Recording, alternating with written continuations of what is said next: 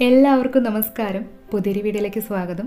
ചോറിനൊപ്പം കഴിക്കാനായിട്ട് വെണ്ടയ്ക്കയും മുട്ടയും ചേർത്ത് വളരെ കുറഞ്ഞ സമയം കൊണ്ട് തയ്യാറാക്കാവുന്ന ഒരു തോരനാണ് ഇന്നത്തെ നമ്മുടെ റെസിപ്പി. നമ്മുടെ ഈ തോരൻ തയ്യാറാക്കാനായിട്ട് ആദ്യം തന്നെ നമുക്ക് ഇതുപോലെ ചൂടുകട്ടിയുള്ള ഒരു പാത്രം സ്റ്റവിലൊന്ന് ചൂടാക്കാനായി വെക്കാം. ഇതിലേക്ക് നമുക്ക് 2-3 ടേബിൾ സ്പൂൺ വെളിച്ചെണ്ണ ഒഴിച്ചൊന്ന് ചൂടാക്കി എടുക്കാം. വെണ്ടയ്ക്ക് വളരെ പെട്ടെന്ന് തന്നെ അടിപിടിക്കാൻ സാധ്യത ഉള്ളത് കൊണ്ട് ചൂടുകട്ടിയുള്ള പാത്രത്തിൽ തന്നെ തയ്യാറാക്കുന്നതായിരിക്കും എപ്പോഴും നല്ലത്. വെളിച്ചെണ്ണ നന്നായിട്ടൊന്ന് ചൂടായി കഴിയുമ്പോൾ ഇതിലേക്ക് നമുക്ക് ചെറിയൊരു സവാള കനം കുറച്ച് നീളത്തിൽ അരിഞ്ഞത് ചേർത്തിട്ട് ഒരു മീഡിയം ഫ്ലെയിമിൽ 1-2 മിനിറ്റ് ഈ സവാള ഒന്ന് വഴട്ടിയെടുക്കാം.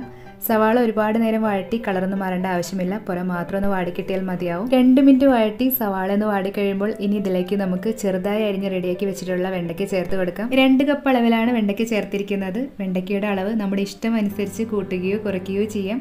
കൂടെ തന്നെ 1/2 ടീസ്പൂൺ ഉപ്പും ഒപ്പം തന്നെ എരിവിനായിട്ട് 3 പച്ചമുളക് നീളത്തിൽ അരിഞ്ഞത് കൂടി ചേർത്ത് കൊടുക്കാം. കൂടെ തന്നെ കുറച്ച് കറിവേപ്പില കൂടി ചേർത്തിട്ട് ഒരു മീഡിയം ഫ്ലെയിമിൽ 1-2 മിനിറ്റ് ഈ വെണ്ടയ്ക്കൊന്ന് വാടിക്കിട്ടും വരെ ഇതുപോലെ ഒന്ന് വഴട്ടി വേവിച്ചെടുക്കാം. 2 മിനിറ്റ് ഇതുപോലെ ഒന്ന് വഴട്ടിയതിന് ശേഷം വെണ്ടയ്ക്കയുടെ പച്ചച്ചുവയെല്ലാം ഒന്ന് മാറി സോഫ്റ്റായി വെന്ത് കിട്ടാനായിട്ട് മൂടി വെച്ച് മീഡിയം ഫ്ലെയിമിൽ 2-3 മിനിറ്റ് കൂടി ഒന്ന് വേവിച്ചെടുക്കാം. ഇപ്പോൾ ഏകദേശം ഒരു 3 മിനിറ്റ് ആയിട്ടുണ്ട്. നമുക്ക് മൂടി ഒന്ന് തുറന്നു നോക്കാം.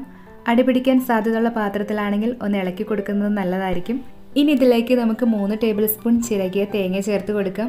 കൂടെ തന്നെ 1/2 ടീസ്പൂൺ മുളക് പൊടിയും ഒപ്പം തന്നെ 1/4 ടീസ്പൂൺ മഞ്ഞൾപ്പൊടിയും കൂടി ചേർത്ത് കൊടുക്കാം.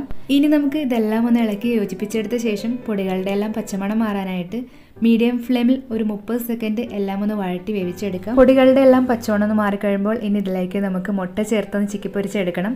അതിനായിട്ട് നമ്മുടെ വെണ്ടയ്ക്ക ഇതുപോലെ സൈഡിലേക്ക് ഒന്ന് വകഞ്ഞ് മാറ്റി വെക്കാം.